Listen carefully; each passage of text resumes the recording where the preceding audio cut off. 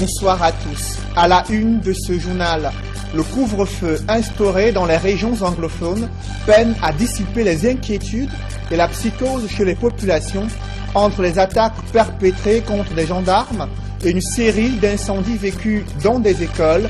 Le climat social se dégrade davantage sur le théâtre de la crise anglophone, alors que le gouvernement se limite jusqu'ici à un renforcement du dispositif sécuritaire. Des ténors de l'opposition veulent ressusciter une tripartite pour désamorcer cette grave crise sociopolitique dans les régions anglophones. La cote d'alerte est atteinte dans le 6e arrondissement de Yaoundé. Les populations résidentes dans une vallée sont sous la menace d'un éboulement de terrain, exposées à un risque élevé de catastrophe. Elles partagent leur calvaire dans ce journal.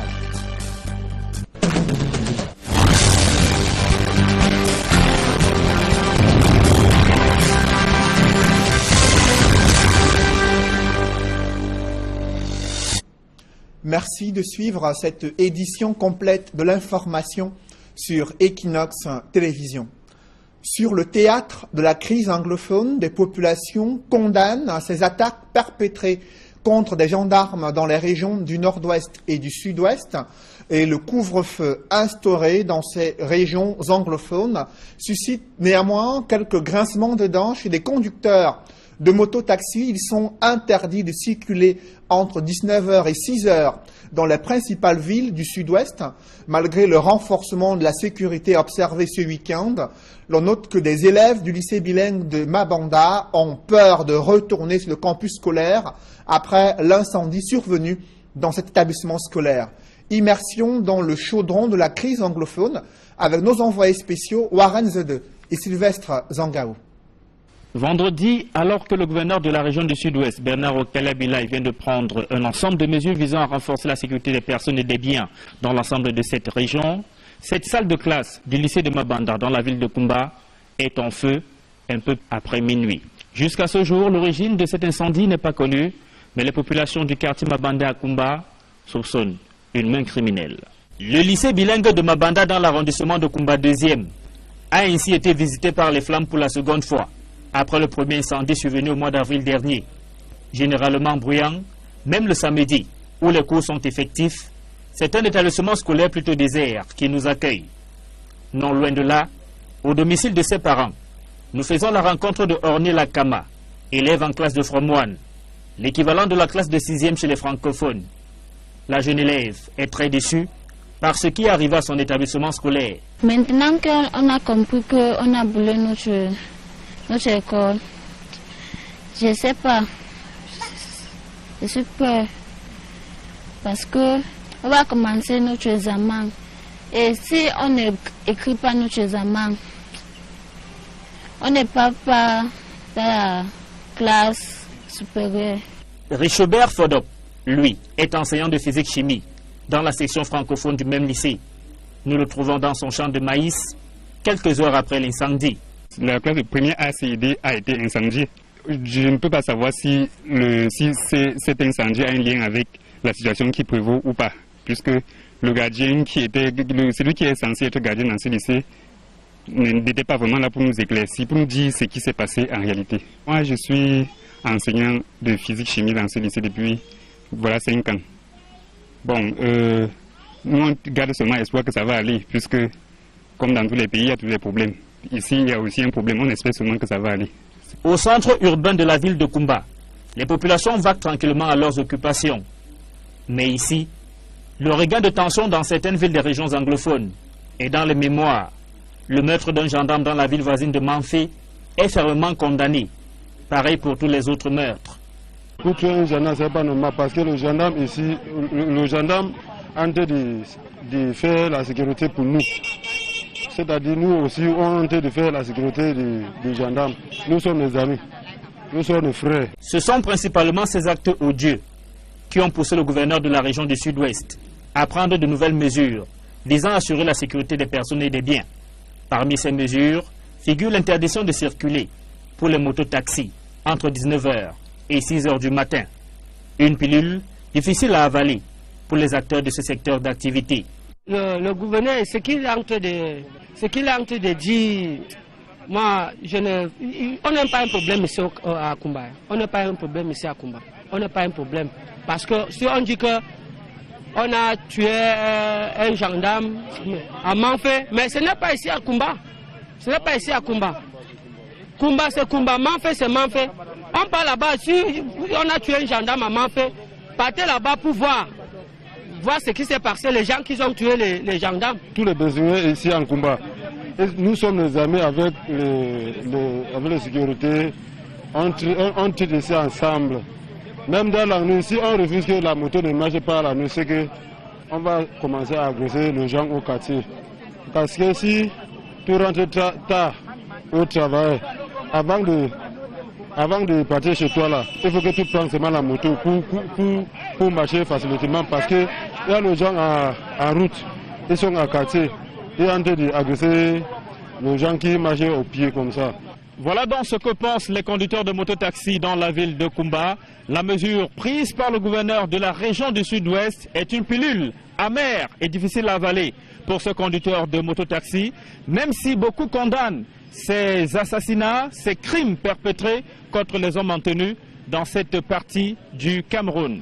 Sur ce théâtre des opérations, depuis la ville de Kumba, envoyés spéciaux, Dani Warren Zede, Sylvestre Polizangao.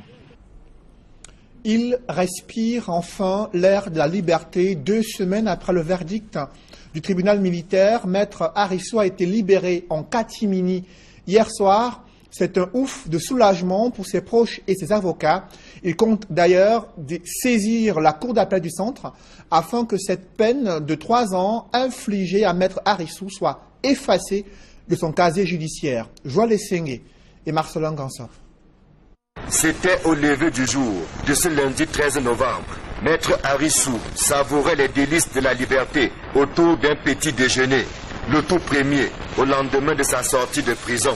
Quelques heures auparavant, son avocat, Maître Jacques Bouni, a été pris de court, mais savoure lui aussi cette fin heureuse d'un suspense qui n'avait que trop duré. Maître Arissou a été libéré aux environs de 22 heures dans le secret absolu. Parce que lorsque le commissaire du gouvernement se déporte à la prison principale de Yaoundé, nous autres même étant dans le dossier, nous n'avons pas été au courant de cette libération. Donc le secret a été bien gardé. Ce n'est qu'au sortir de ces 4 murs que Maître Arissou m'a donc envoyé un message m'informant de ce que il est accompagné par monsieur le commissaire du gouvernement. Il va passer sa première nuit d'homme libre hors des 4 murs de la prison principale de Yaoundé. C'était aux environs de 22 heures. Pour le conseil de Maître Arissou, c'était un ouf de soulagement qui rime avec insatisfaction. Lorsque vous êtes accablé de ce genre d'accusations, d'assassinats, de port d'armes de guerre, de révolutions, de tentatives de renversement des institutions, d'outrage au chef de l'État, vous imaginez que c'est du lourd. Et lorsque vous sortez de là au finish et que toutes ces infractions n'aient pas été retenues, que vous soyez condamné à une peine de 3 ans qui cadre avec votre détention pour non-dénonciation d'une infraction, vous comprenez que c'est un grand soulagement, mais l'honneur de Maître Arissou reste terni par cette condamnation. C'est la raison pour laquelle le Conseil a fait appel à la suite de la décision rendue récemment par le tribunal militaire de Yaoundé. Il est question, soutient Maître Jacques Bouni, que son client, dont l'honneur a été piétiné, soit rétabli dans sa dignité. Parce que pour nous, ce dossier n'avait rien de criminel, n'avait rien de délictuel concernant Maître Arissou. Parce que lorsque nous avons suivi le déroulé de la motivation, Maître Arissou était plus une victime dans cette affaire qu'un acteur. On se retrouve à avoir Maître Arissou condamné à 3 ans. Pour nous, simplement, c'est qu'il fallait quand même que ceux qui ont poursuivi Maître Arissou ne perdent pas la face. Ça veut dire qu'au fond, il n'y avait rien. C'est d'ailleurs ce que je pense. Lorsque la justice se rend compte que ceux qui ont poursuivi se sont trompés, il n'y a pas de honte à dire que nous sommes trompés en libérant la personne. La justice n'arrondit pas les angles. Cela va de l'honneur de la justice de reconnaître qu'une personne était poursuivie à tort. En liberté depuis dimanche soir, Maître Arissou préfère pour l'instant se tenir loin des objectifs des caméras et micros des journalistes. mais il va bien, tel que rassure son avocat. Quand tout à l'heure nous nous appelions, il était justement au commissariat en train de refaire sa carte nationale d'identité qui s'est permis entre-temps. La première démarche que Maître Ayoussa a fait, il m'a appelé Maître, ma carte, il faut que j'aille faire ma carte. Je lui ai dit c'est une bonne chose. Impliqué dans les affaires, Michel Thierry Atangana et Nomeyomese. Et aujourd'hui, Maître Arissou, Maître Jacques Bouni a réussi à tous les coups à obtenir gain de cause au profit de ses clients. Chose plutôt rare au regard de la complexité des différents dossiers. La lenteur observée dans la libération de Maître Arissou est une pilule amère pour ses avocats, alors que la décision du tribunal militaire était favorable à une libération immédiate. Il a passé encore 2 semaines en prison, ce qui fait dire à ses avocats que la justice camerounaise est prise en otage par le pouvoir exécutif au Cameroun. Je vous propose d'écouter les explications et l'analyse de Maître Bouni, Jacques Bouni, avocat de Maître Arissou. Maître Arissou est incarcéré le 9 octobre 2014, je crois. Et ça veut dire que le 9 octobre 2017, ça a fait exactement 3 ans. Mais la décision étant tombée quelques semaines après, le 30 octobre, ça veut dire qu'il avait déjà passé plus de temps que sa condamnation. Mais plus grave encore, après cette condamnation où le tribunal avait fait tous ces constats et demandait qu'on le mette immédiatement en liberté, il a encore dû passer 2 semaines en prison. Pour nous, c'est inadmissible. C'est scandaleux, c'est intolérable dans un état de droit. Lorsqu'une juridiction a rendu une décision, même si c'est l'état du Cameroun, on se soumet, on n'attend pas l'autorisation d'une quelconque hiérarchie parce que c'est un peu manquer de respect à notre système judiciaire. Parce que nous savons ce que c'est que la liberté. Elle est sacrée. Imaginez un seul instant, hypothèse d'école, 2 jours après que Maître Arissou décède. À qui la faute? 1 semaine, 2 semaines. Qu'il lui arrive malheur en prison. Comme nous connaissons bien le bal, chacun va commencer à rejeter la responsabilité sur quelqu'un d'autre. Non. Il faut que ce genre de pratique cesse. Donc il faudrait qu'on revienne à l'orthodoxie de l'exécution des décisions en matière pénale. Lorsque vous êtes libéré, les résultats d'audience vont à la prison. Le régisseur a une seule obligation, c'est de mettre la personne en liberté. On n'attend pas les instructions d'une administration lorsque le judiciaire a tranché. Moi, j'ai ressenti cela comme un manque de respect à notre système judiciaire. Et sur le front de guerre contre le terrorisme, l'engagement des paracommandos a été célébré lors de la fête des parachutistes dans la région de l'Ouest, une occasion pour ces militaires de démontrer leurs compétences devant le haut commandement de l'armée. Mama Soufor, Dalaskiana et Jean-Paul Chouniat. Dernière manœuvre d'atterrissage d'un MA-60 de l'armée de l'air. À son bord, la fine crème des forces armées et le ministre délégué à la présidence chargé de la défense. Tous viennent rehausser l'éclat de la fête du parachutiste. C'est un honneur particulier pour nous, ce jour, pour que vous puissiez venir honorer de votre illustre présence cette modeste fête des parachutistes. 3 temps forts marquent l'événement. Tout d'abord, honneur à la mémoire des paracommandos tombés sur le champ de bataille. Nous vous rendons un vibrant hommage. Vous resterez à jamais gravés dans nos mémoires et vos noms éternellement écrits à lettres d'or dans l'histoire de notre pays. Parmi ces invités de marque à la fête du parachutiste, des éléments du BETAP à la retraite, honorés pour leur sacrifice dans la défense de l'intégrité territoriale du pays. Cet ancien combattant du BETAP remémore les moments difficiles vécus lors du conflit frontalier avec le Nigeria. L'un des pires moments de ma carrière, c'est quand j'ai perdu mon tout premier militaire ici. De ces souvenirs empreints d'émotion, place au bouquet final avec la démonstration du savoir-faire des éléments du BETAP. Le ministre de la Défense, le chef d'état-major des armées, le général de corps d'armée René-Claude Meka, le chef d'état-major de l'armée de terre, le général de division Baba Soulé, le chef d'état-major de l'armée de l'air, le général de brigade Jean-Calvin Mouma et tous les officiers généraux apprécient la parade air-sol des paracommandos du BETAP. Je transmets solennellement à tous les militaires du BETAP la très haute appréciation du chef de l'État, du chef des armées, pour l'engagement, le sens du devoir de sacrifice, le courage avec lequel ils se sont toujours acquittés de leur mission. Le show aérien terminé, le ministre Joseph Betty Assomo et sa suite prennent congé de la grande famille du BETAP en fête, sur sa base de Koutaba. La cote d'alerte fait attente, je vous le disais en titre, des populations résidentes dans une vallée sont sous la menace d'un éboulement de terrain.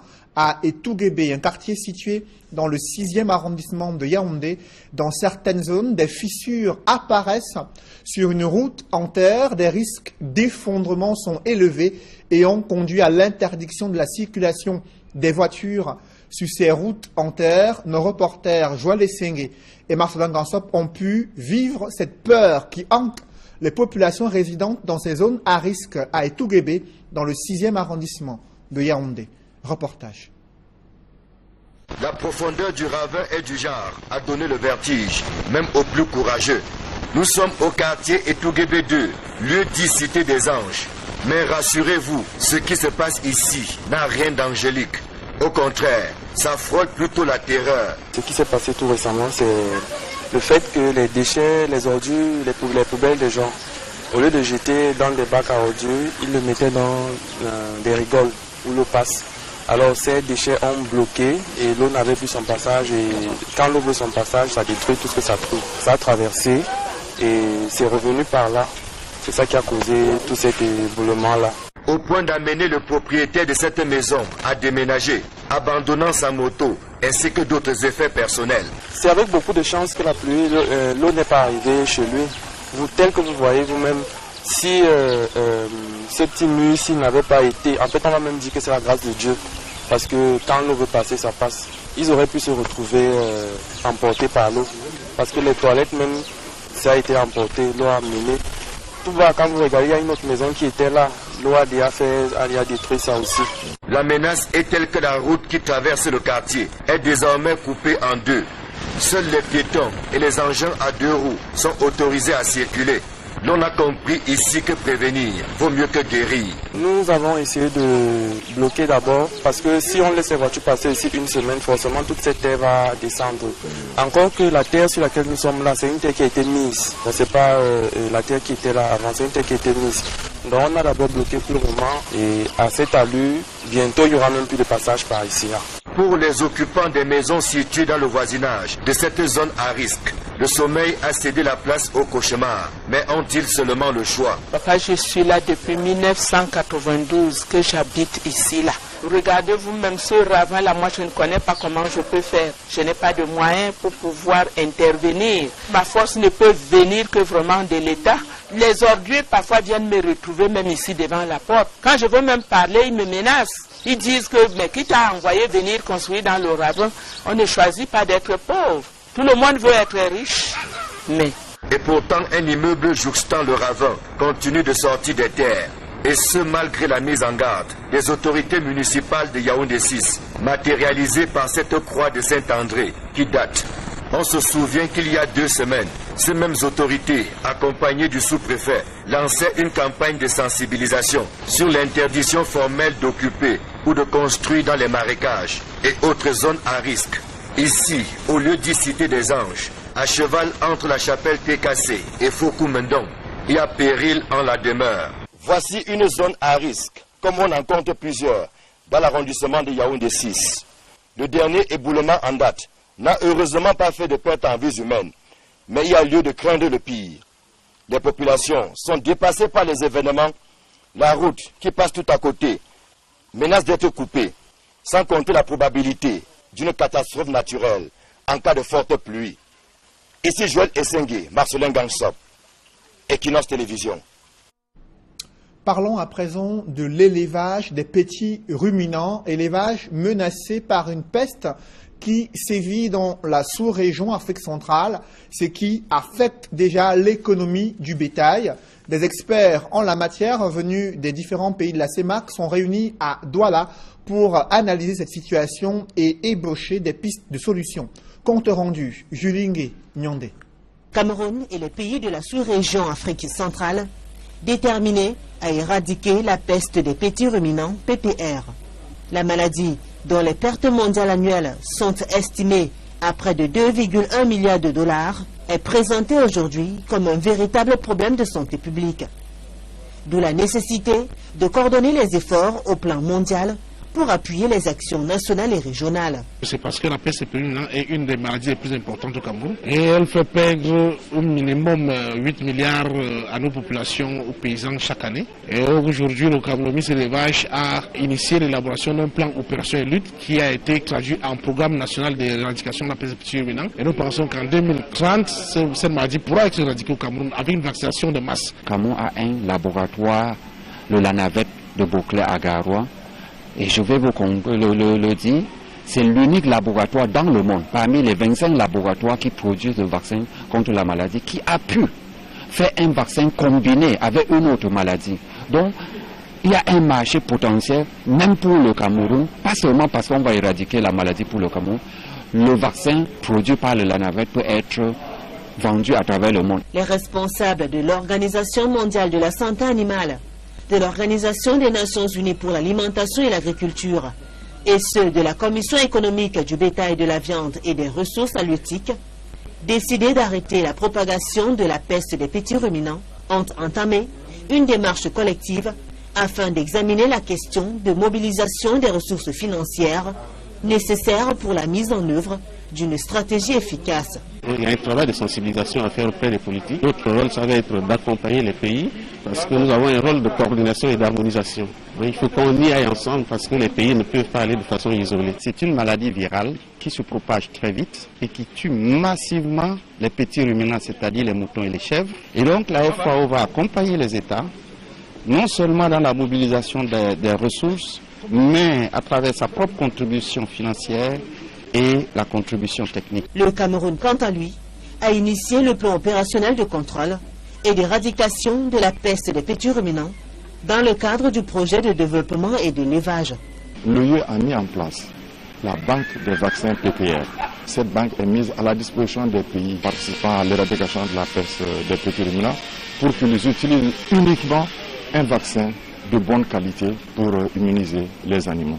Je me réjouis en tant que président de l'ordre du démarrage effectif de cette activité, compte tenu de ce que, effectivement, notre pays a impliqué les vétérinaires privés dans ce processus, notamment à travers le mandat sanitaire. Nous allons adopter le plan de la stratégie de contrôle et d'éradication pour l'Afrique centrale. Du 13 au 15 novembre 2017, l'atelier de revue de la feuille de route pour le contrôle et l'éradication de la peste des petits ruminants en Afrique centrale aura donc pour principal objectif l'évaluation de la situation épidémiologique de la PPR dans la région, l'identification des activités de lutte contre la peste des petits ruminants, l'adoption de la stratégie de mobilisation des ressources PPR dans la région et partenariat. Alors que la réponse du gouvernement se limite jusqu'ici à un renforcement du dispositif sécuritaire sur le théâtre de la crise anglophone, des ténors de l'opposition veulent ressusciter une tripartite pour désamorcer cette grave crise sociopolitique. Une vingtaine d'années après la première plateforme du genre qui avait donné lieu à des résolutions qui jusqu'ici ne sont pas toutes appliquées, ces barons de l'opposition et d'autres acteurs de la société civile se sont réunis à Yaoundé pour analyser cette situation. Des précisions avec Emmanuel Diop et Guy Zogo. Le symbole est fort, 26 ans après. Adamou Damdjoya, le président de l'Union démocratique camerounaise, UDC, a retrouvé le siège qu'il occupait en novembre 1991 lors de la tripartite. Cela à l'occasion de la commémoration des 26 ans de ce temps fort politique au Cameroun. Passé la portée symbolique de ces assises qui ont permis de ramener le calme sur la scène politique camerounaise, qu'en reste-t-il aujourd'hui? Le bilan de cette rencontre donne lieu à des avis contrastés. Il y a des résultats, ce n'est pas un échec. On a ce qu'on a peut-être vraiment de profondément démocratique dans la Constitution aujourd'hui, c'était à la tripartite. On a parlé de la tripartite, de la décentralisation. On a parlé de mandat présidentiel. Il a fallu qu'on puisse changer encore le mandat. En 2008, qu'on l'a dit ici, d'où ce n'était pas un échec. Ce qui avait été fait à la tripartite avait permis de résoudre deux problèmes. Un problème de légitimité et qui avait conduit à l'adoption d'un nouveau code électoral, et puis un problème de légalité qui devait permettre qu'avec une reconstitution révisitée, le pays parte sur de nouvelles bases. Malheureusement, le régime en place a travaillé pendant les 26 dernières années à déconstruire ce qui a été élaboré à cette occasion-là. En lieu et place de la conférence nationale souveraine, M. Biya Paul a réussi à nous faire admettre la tripartite, qui était à la réalité une solution pour lui permettre de se pérenniser au pouvoir. L'histoire nous a montré qu'il avait gagné, parce que les forces réactionnaires de l'époque ont remporté leur bataille sur les forces révolutionnaires que nous étions. 26 ans après, on va dire, c'était une véritable escroquerie. L'idée est même avancée que cette rencontre a surtout été une ruse pour mettre sous le boisseau les problèmes réels du Cameroun.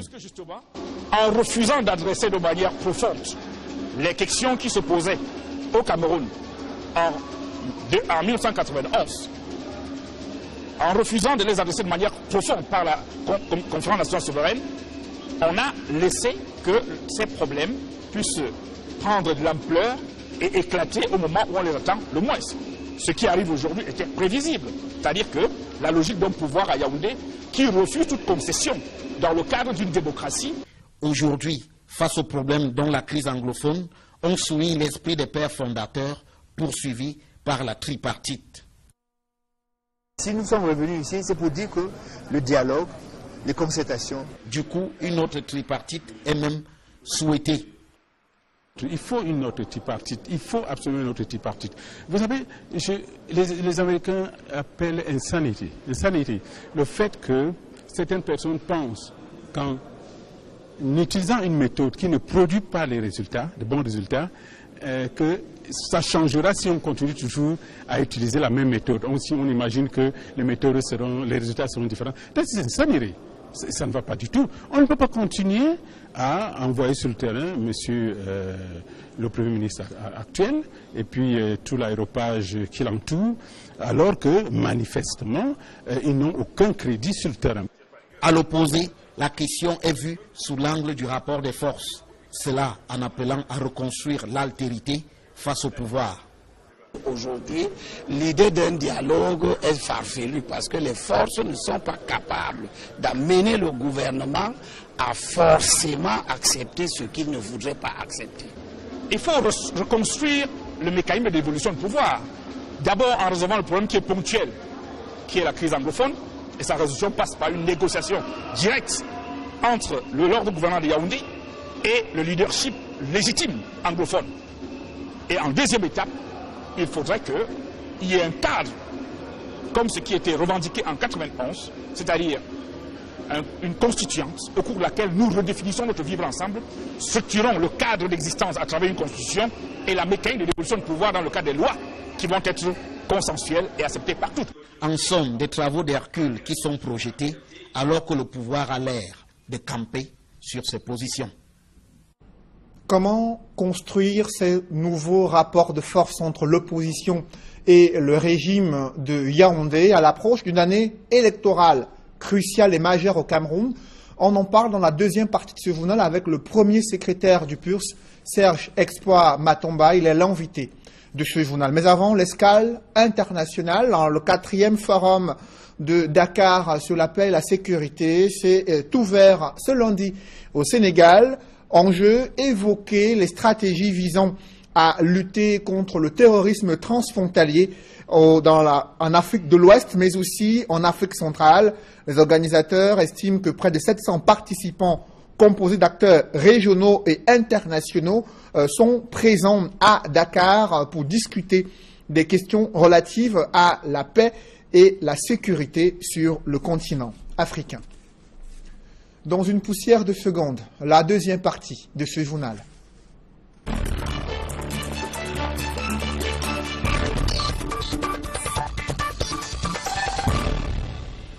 Je reçois sur ce plateau le premier secrétaire du PURS, Serge Espoir Matomba. Bonsoir. Bonsoir. Vous avez suivi de bout en bout ce grand reportage réalisé à Kumba et diffusé sur Equinox au lendemain des attaques perpétrées contre des gendarmes et une série d'incendies vécus dans des lycées et collèges confessionnels. Comment analysez-vous la situation dans ces régions anglophones aujourd'hui?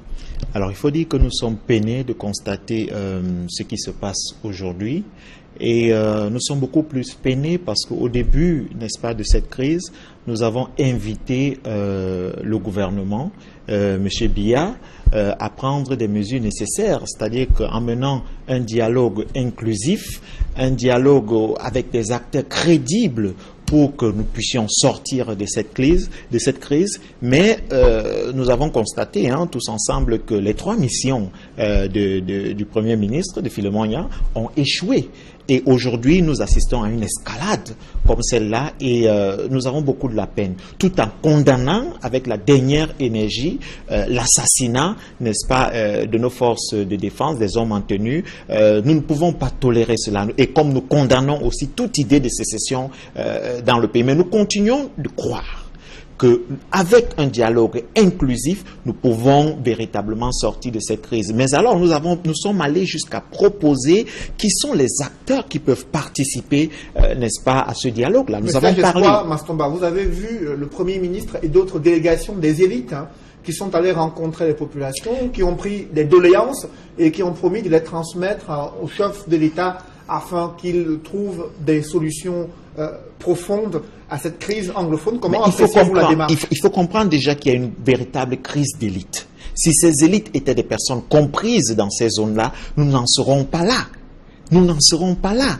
Alors, ces élites ne sont plus, les populations ne s'identifient plus à ces personnes. Mais celles sur qui les populations s'identifient ont été pour plusieurs incarcérés, d'autres ont été obligés de partir du pays. Mais aujourd'hui, il faut partir sur la base d'un véritable dialogue avec des acteurs crédibles. Nous avons dit, il y a des chefs religieux qui sont là, des chefs traditionnels qui sont écoutés par ces populations. Qu'est-ce qu'on a fait? Est-ce qu'on a impliqué ces derniers dans les négociations ou dans le dialogue, ou alors on est allé consulter ces derniers? C'est-à-dire la démarche. La démarche, lorsqu'elle est fausse, on aura les résultats que nous avons aujourd'hui. Nous sommes vraiment navrés et nous sommes tristes de constater que cette escalade, l'escalade qui est instaurée aujourd'hui de ce côté-là, la vie de certains de nos compatriotes sont ôtées. Alors justement, il y a un renforcement du dispositif sécuritaire pour préserver l'intégrité du territoire du Cameroun et protéger les populations, selon le discours du gouvernement, à la fois dans le nord-ouest et le sud-ouest. Mais cela est-il suffisant pour ramener le calme et ramener un climat social moins délétère dans ces régions? Toutes les solutions prises jusqu'à présent, comme nous les avons dit, qui sont uniquement des solutions cosmétiques, n'ont pas ramené le calme dans ces régions. Alors il faut passer par autre chose. Les mesures sécuritaires ne suffisent pas. Il faut un véritable, et nous le disons encore, dialogue inclusif où tous les acteurs, je dis bien, pas uniquement les acteurs du sud-ouest et du nord-ouest, mais tous les acteurs seront appelés autour d'une table et apporteront des solutions. Mais il y a Elim Bilobé qui était justement à cette réunion qui s'est tenue du côté de Yaoundé, qui estime que le rapport de force est en défaveur de l'opposition, qui ne peut pas obtenir ce dialogue du fait que les énergies sont dispersées dans la classe politique de l'opposition. Que pensez-vous de cette analyse? Non, je suis désolé qu'il pense, je suis désolé qu'il prenne cette position. Il ne s'agit pas de rapport de force, il s'agit du Cameroun et toutes les voix doivent être entendues.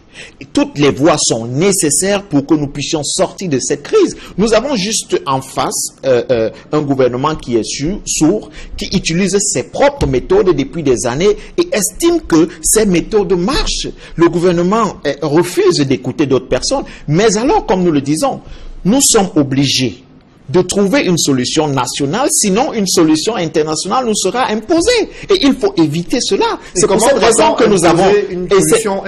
C'est pour cette raison que nous avons d'ailleurs dit que nous ne voulons pas un état d'exception. Nous ne voulons pas arriver à un état d'urgence où nous serons, évidemment, les positions vont se consolider parce que si aujourd'hui une force tampon qui ne soit pas une force camerounaise est imposée au Cameroun, vous savez que les positions, les uns et les autres vont se radicaliser beaucoup plus. Alors il faut éviter cela. Pour cette raison, nous appelons encore une fois de plus à un véritable dialogue. Mais nous comprenons aussi que ceux qui sont en face n'ont plus la capacité de gérer cette crise. Parce qu'il faut comprendre que la crise ne naît pas aujourd'hui. C'est depuis les années 60. C'est-à-dire que s'il y avait des solutions à apporter par ce régime, par ce gouvernement à cette crise, nous n'en serons pas là aujourd'hui. L'opposition aussi peine à faire plier le gouvernement sur l'ouverture d'un dialogue national. Ça fait près d'un an qu'on attend des acteurs politiques, notamment de l'opposition, qui exhortent le gouvernement à pouvoir négocier, à pouvoir ouvrir un dialogue politique inclusif, mais rien jusqu'ici. Et on s'interroge sur la capacité de l'opposition à pouvoir justement obtenir cette plateforme-là pour résoudre la crise. Ce qu'il faut déjà noter et saluer la bravoure, n'est-ce pas, de toute l'opposition, d'ailleurs, qui utilise cette voie pacifique pour amener le pouvoir à mener un véritable dialogue national, parce qu'il faut noter qu'aujourd'hui, d'une façon ou d'une autre, je ne vous apprends pas, le Cameroun est perturbé dans le septentrion. Et nous avons aussi les perturbations qui viennent du côté du nord-ouest et du sud-ouest. Si, parce que nous sommes en train d'aller vers une voie pacifique, le gouvernement n'entend pas, nous avons un autre moyen qui est évidemment l'élection en 2018. C'est pour cette raison qu'aujourd'hui, en voyant l'échec total du pouvoir, nous devons nous organiser à enlever ce régime au pouvoir en 2018, l'an prochain. Donc il faut comprendre que nous ne pouvons pas utiliser la violence pour enlever ce pouvoir. Nous ne pouvons pas utiliser les armes pour enlever ce pouvoir parce que les citoyens camerounais vont payer de leur vie et nous ne voulons pas de cela. Nous allons dans un dialogue, nous faisons des propositions, mais nous sommes aussi conscients que nous parlons à des sourds. Il faut donc passer à autre chose. Et autre chose, c'est véritablement s'organiser pour qu'ensemble nous puissions déloger ceux-là qui jusqu'ici sont incapables de diriger cette nation et de ramener la paix. Avant l'année électorale 2018, il y a une session parlementaire, la toute dernière de l'année 2017, qui doit s'ouvrir dans les toutes prochaines heures, les tout prochains jours. Est-ce que le pouvoir législatif, députés et sénateurs, peuvent-ils jouer un rôle dans la résolution urgente de cette crise anglophone? Alors, ils peuvent jouer un rôle s'ils sont vraiment des élus qui portent véritablement la voix des peuples, mais alors nous avons toujours constaté que notre Assemblée, c'est une véritable caisse de résonance. C'est pour cette raison d'ailleurs que nous avons estimé que nous ne pouvons plus compter sur ce Parlement qui, les projets de loi et les propositions de loi arrivent à midi, à 14h, ces lois sont votées, parce qu'ils ne prennent pas le temps de lire, ils ne prennent pas le temps d'analyser, ils ne prennent pas le temps de se poser des questions telles que est-ce que le Cameroun profite? Est-ce que c'est pour le bien des Camerounais que nous votons ces lois? Ils ne se peinent pas à se poser ces questions. Et aujourd'hui, nous avons compris qu'avec eux, nous ne pouvons rien attendre. Vous savez, c'est une assemblée qui est plus ou moins aux autres. Et il faut changer cette méthode. C'est pour cette raison que nous avons lancé d'ailleurs une opération de 100 députés sur 180 et 300 mairies. Parce que nous estimons qu'il faut avec complètement... le processus électoral tel qu'il est critiqué par avec le processus... pouvoir atteindre ces chiffres-là. Écoutez, avec le processus électoral, si l'opposition est véritablement organisée, écoutez, nous allons atteindre ces chiffres, ou nous allons même dépasser ces chiffres. Mais il faut commencer à enlever de la tête des Camerounais que rien n'est possible. Des choses sont possibles. Aujourd'hui, je suis un élu, je suis sur votre plateau. Ce n'est pas une faveur, je n'ai pas bénéficié d'une faveur. Je me suis mis en campagne, j'ai discuté avec des Camerounais, certaines personnes ont décidé de me faire confiance, certaines personnes ont fait confiance au parti auquel j'appartiens et ont voté. C'est ce que nous devons faire, c'est la démarche que nous avons enclenchée. Et nous espérons que si aujourd'hui, tous les Camerounais manifestent la volonté de vouloir quelque chose de différent, alors nous aurons cette chose-là. Merci Serge Espoir Matomba. Je rappelle que vous êtes le premier secrétaire du parti politique Le PURS. Mesdames, messieurs, c'est la fin de ce journal. Merci d'avoir suivi. Restez sur Equinox Télévision. Juste après cette édition du 20h, l'émission 100% foot présentée par Étienne Pascal Azégué. Bonne soirée sur Equinox Télévision.